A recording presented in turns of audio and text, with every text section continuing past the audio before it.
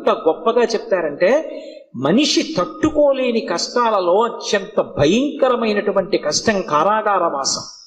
కారాగారవాసం అంతటి భయంకరమైన కష్టాన్ని ఎదుర్కోవలసి వచ్చినప్పుడు కూడా కాలభైరవ చరిత్ర చదివినా, కాలభైరవాష్టకం చదివినా, కాలభైరవోపాసనం చేసినా వాళ్ళు రక్షింపబడతారు అంటుంది శాస్త్రం.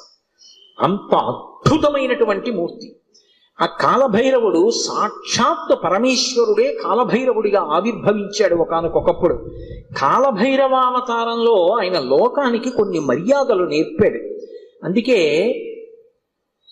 ఒకప్పుడు అందరికీ ఎలా అతిశయం కలుగుతూ ఉంటుందో, గర్వం కలుగుతూ ఉంటుందో, అలా త్రిమూర్తుల యందు కూడా ఇటువంటి పోకడ ఒకటి రజోగుణ సంబంధమైనటువంటి వారి యందు కలుగుతూ ఉంటుంది. సృష్టికర్త అయినటువంటి చతుర్ముఖ బ్రహ్మగారు సహజంగా రజోగుణ తత్వంతో ఉంటాడు. అందుకే ఎరుపు రంగుతో ఉంటాడు.